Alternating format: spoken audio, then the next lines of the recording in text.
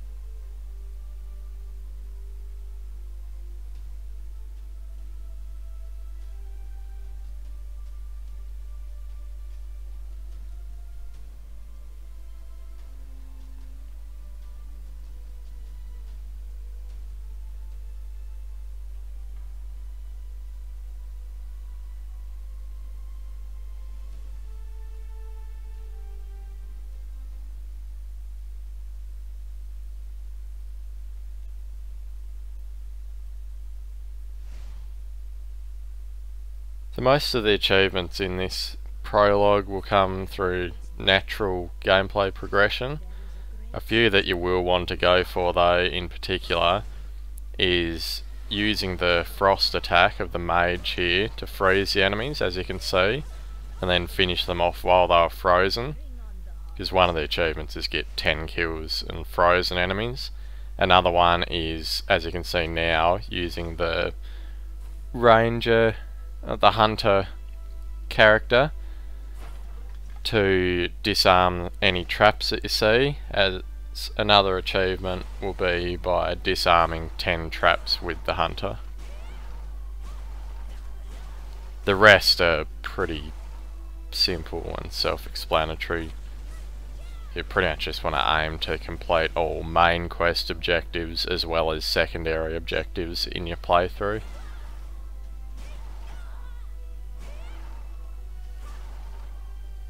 So it is possible to bring up the mini-map by pressing the select button, but a lot of the time you can just use the mini-map up on the top of the screen to just follow the arrow, which will pretty much always just lead you to your main objectives.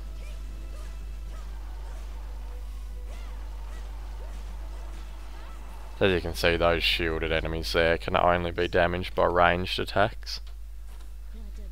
But I find the mage is a good all-round character to just go around the map with. Has pretty good damage potential, as well as, from what I can tell, the fastest move speed. Plus as well, going for these kills on enemies while they are frozen obviously has to be done with the mage.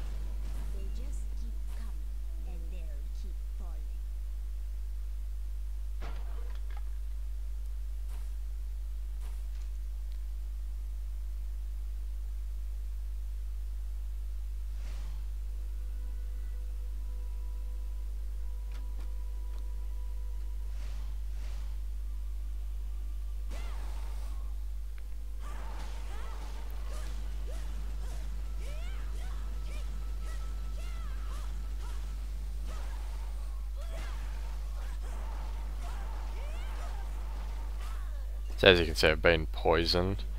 There'll be a little circle underneath the stat bar for the class. As you can see, it's slowly filling out, just ticking down the damage. You can use health potions under the default setting of LB, providing you have some on that specific character. As long as you stay moving and just be careful, it's not too hard.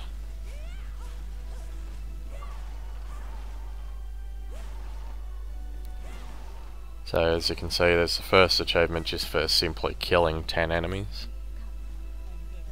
Like I said, most achievements will just come through natural progression.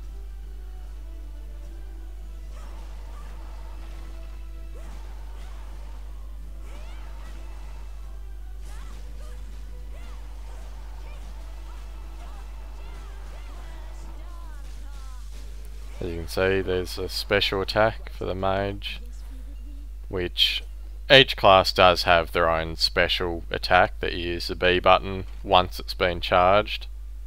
You basically just charge the ability up by hitting with regular attacks, which can be either X or A, the two standard attack buttons. So as you can see there, that purple glowing thing is a teleporter. We won't be able to use it yet as we're only in the first level, but they are pretty much what is used to teleport between levels, which is also another achievement. But we'll have to wait until the second level to get to the first opportunity to unlock that achievement.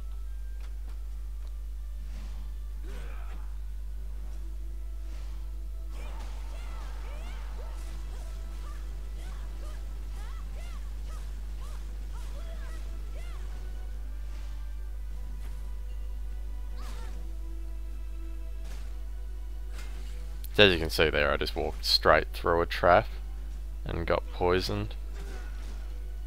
So when enemies are chasing you and you're in a bit of a hurry to try and maneuver around the map, it can be easy to just walk straight into these traps, and they can sometimes blend in with the environment. It's just something to keep an eye out for.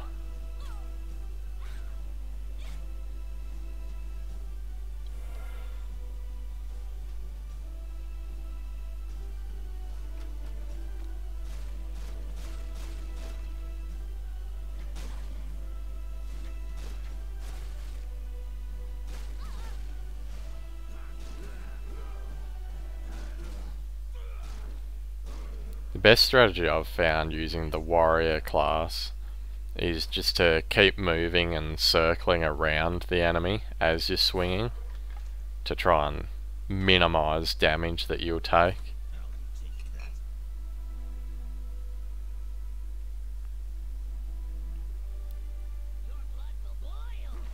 You gotta watch out for these enemies, they'll just run at you and explode themselves, dealing a heap of damage to you. It is possible to take them out at range to prevent them from running into you, but a lot of the time they'll just run really fast.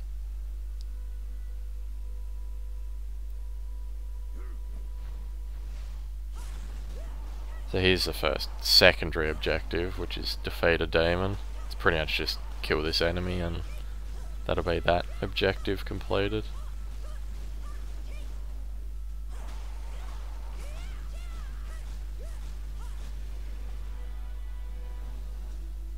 As you can see, freezing enemies, especially on a 1v1 situation, definitely gives you the upper hand. You can read these if you just want a little bit of lore. It's not required for achievements, so you can just keep going straight through the level if you want. It's purely just if you're interested in reading what they have to say.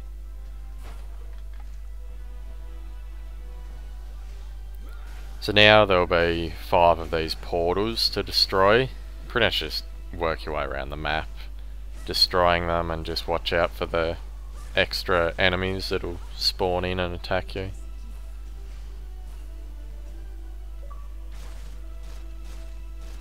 So as you can see there's another achievement for collecting 1000 crystals. As I said, another natural progression achievement.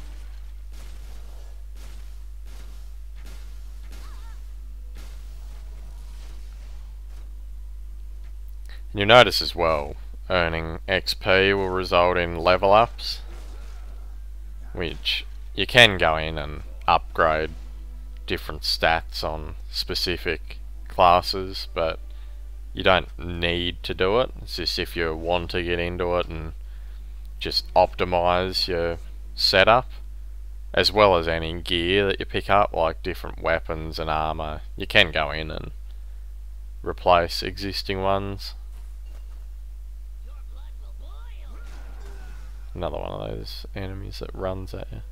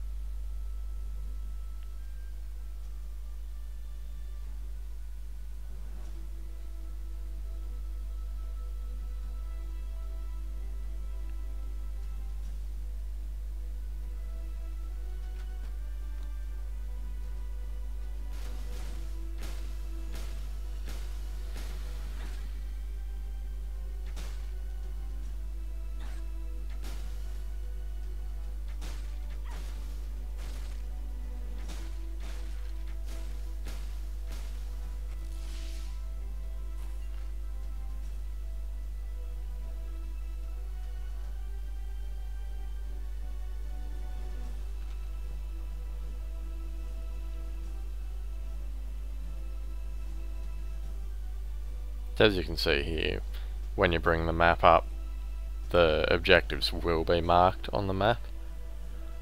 So if you need to get a little bit of bearing to coordinate yourself, that's how you can do it.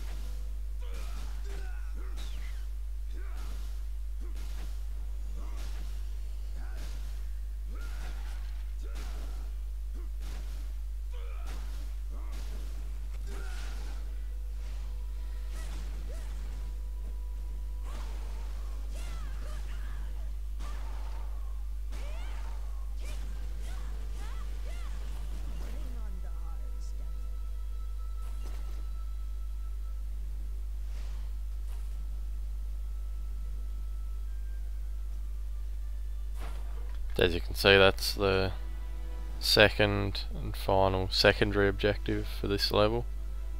Let's just find that power rune.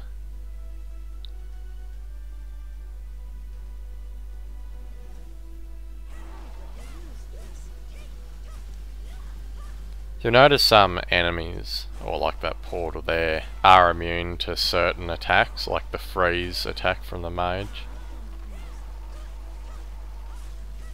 It's just something to make note of.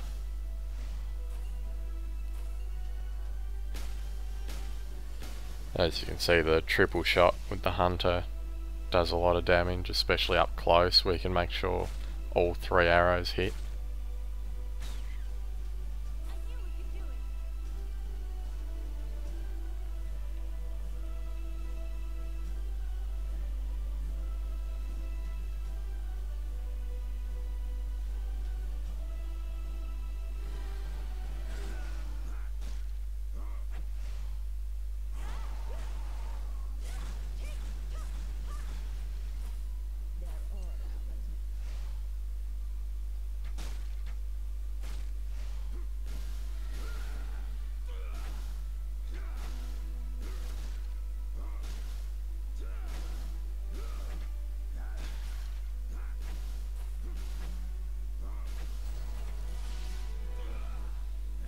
You've probably noticed each time you level up, you'll regain all of your health again. So that is something that you can use to your advantage. So if you have a character that's low on health, if you can use the others until you reach a level up, then it can negate the need for using any of the health potions.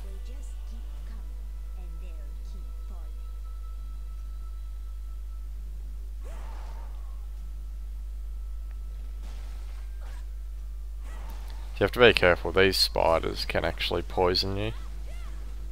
They have a ranged attack that spits poison out at you.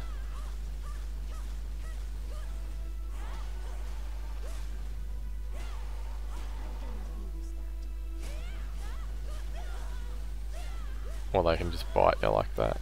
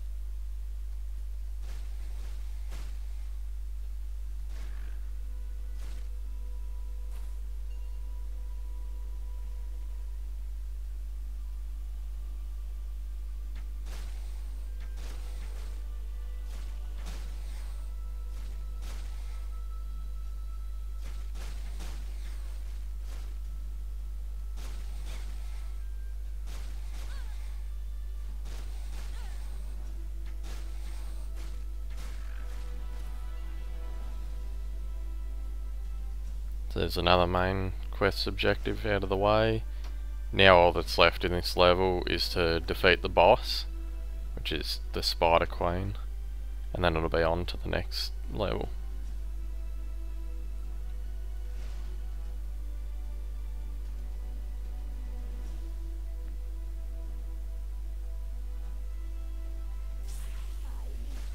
So the main thing I've found with this boss is if you can take out these spiders on the outside, they can make it a lot easier, so there's not so many enemies trying to hit you, and especially since they have ranged attacks.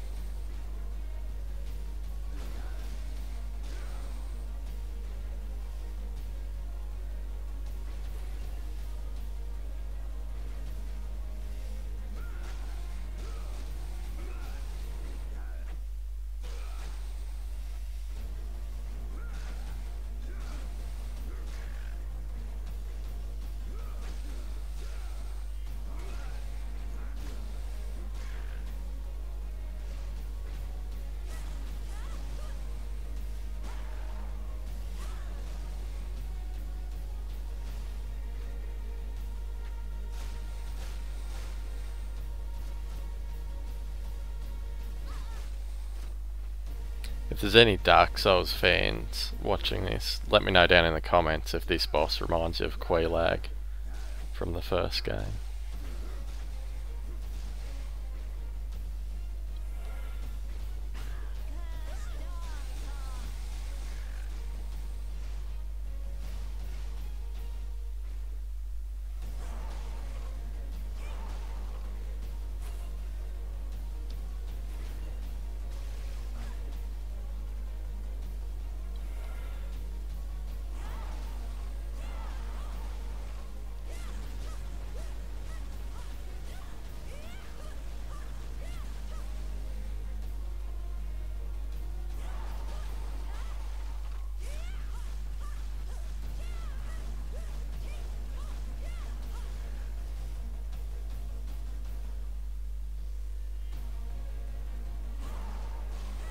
As you can see, the best strategy now that all those spiders on the outside are down is to just keep your distance from the boss and wherever possible just freeze her, so then you get a chance to get some good damage in.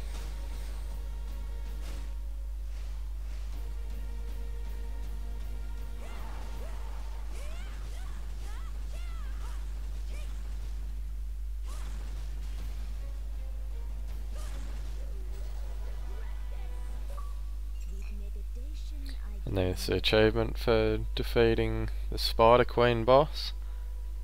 And now we just have to go to the exit point of the level, and that will wrap up this first part of the walkthrough. And we'll see you in part 2.